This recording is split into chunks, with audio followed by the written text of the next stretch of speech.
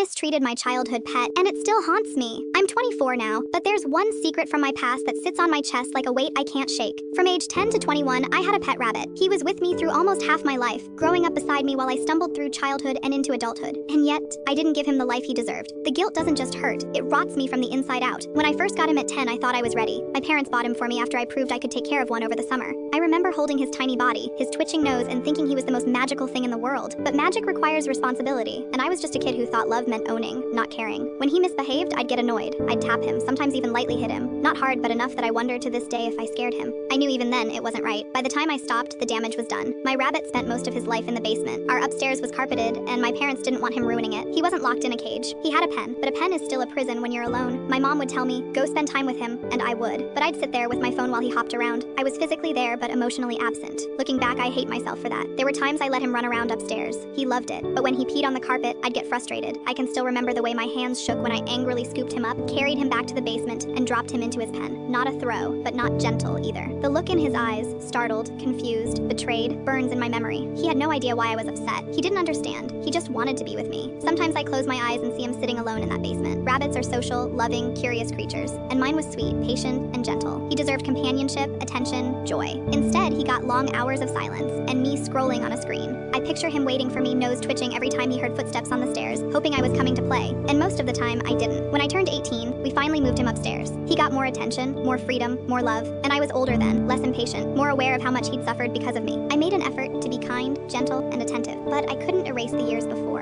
I couldn't erase the loneliness, the confusion, the fear I'd caused. He died when I was 21, 11 years old, a long, full life by rabbit standards. But when he passed, the grief I felt wasn't just about losing him, it was about knowing that the life he lived wasn't the one he deserved. My tears weren't only about missing him, they were about the crushing truth that I couldn't go back and fix it. For 3 years now, I've carried this guilt like a ghost. I replay the bad moments more than the good ones. Him sitting alone downstairs, him flinching when I was frustrated, him trusting me, even after I let him down again and again. People tell me, you were just a kid, you didn't know better. But I did know. Even at 10, I knew that hitting him wasn't okay. At 15, I knew that leaving him alone wasn't fair. At 18, I knew I should have done more. And now at 24, I know I'll never get the chance to make it right. Sometimes I think about telling my partner everything, the full story, the ugly truth. But I stop myself because what if they look at me differently? What if they see me as cruel, undeserving of love, undeserving of forgiveness? The truth is, that's already how I see myself. I wish I could go back. I wish I could hold him now, whisper that I'm sorry, tell him that I know I failed him, but he's gone and all that's left is silence. My sweet boy deserved better, and instead, he got me, and that will always be the heaviest weight I carry.